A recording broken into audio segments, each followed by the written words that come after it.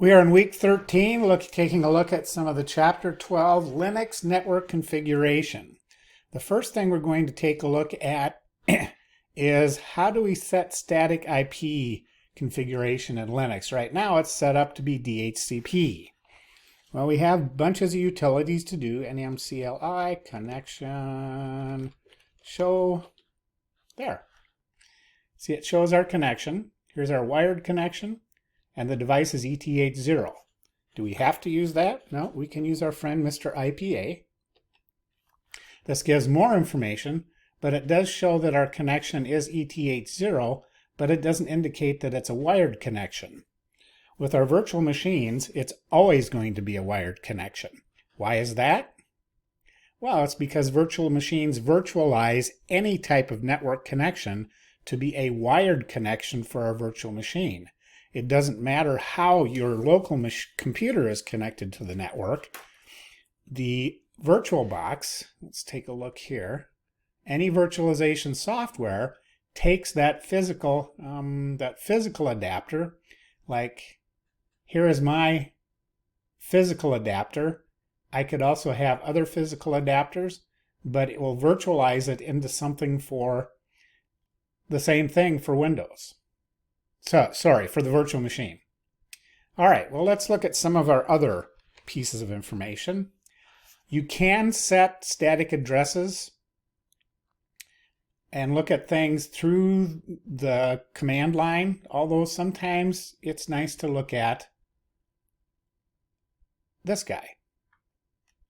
So I right-clicked on the little network icon, edit connections, and there we are. There's all my connections. You're going to have a wired connection just like I do. Down here we're going to have a little gear. And now we have all of our settings in a nice graphical format. So if we go to IP version 4, look at there, we're on automatic DHCP. Well, the directions are to set your address to something manual. So let's go to manual. And how do we know what address we can use? Well, we have to kind of guess and hope something isn't using that address, but we base it from this. So let me bring up a notepad because that's going to be easier to see than that. So my current address is 192.168.9. Forgot what it was. 135. And the subnet mask is 255.255.255.0. This means that, let's move this over. This is my host address possibilities. This is my network address possibilities. So this is going to be the same for everyone. This is going to be unique for everyone. So one of the things I can try is keep this setting, but change this by 1. And if it doesn't work, you change it again. Or you go to an extreme range that you think isn't likely to be used, like maybe 213 or something, off the edge like that. All right, back to where's our guy? There he is. There's our editing instance. So we're going to manual. Well, we have to add, in this case. Graphical interfaces are going to be different with different software. Different Linuxes. This is just how, oops, my numlock is not working. There it is. I do not like how virtual machines turn the numlock on and off, but that's just what happens. So let's just try 213. Make sure nothing is in there. We can tab. So /24 is the same as 255.255.255.0. And so that is fine. What's our gateway? Oh dear, how do we know what our gateway is?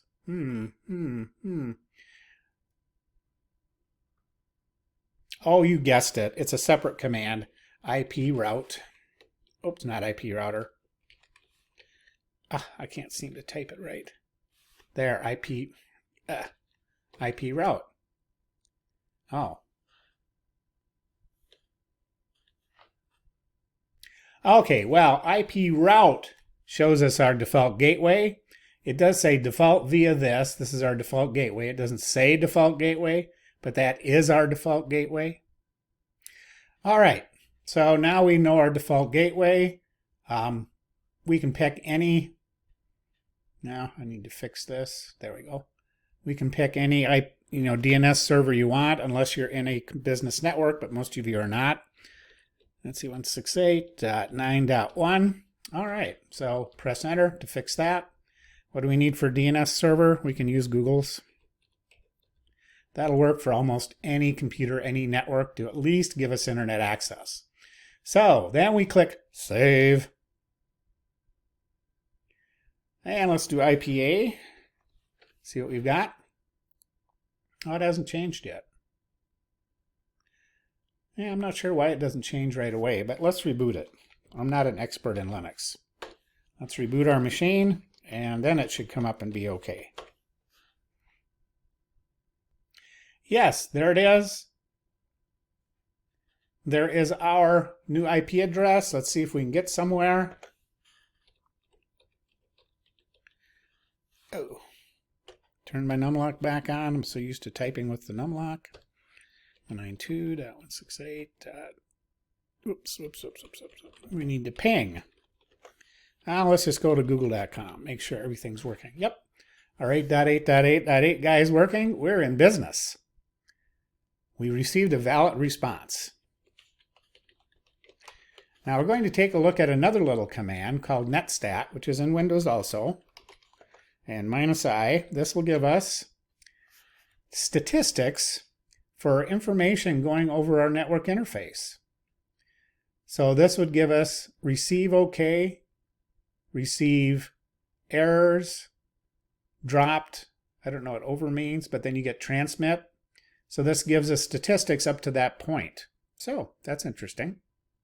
All right, let's make sure we put our friend Mr. IP back to DHCP. Otherwise, if we change networks and go somewhere else, it might not work.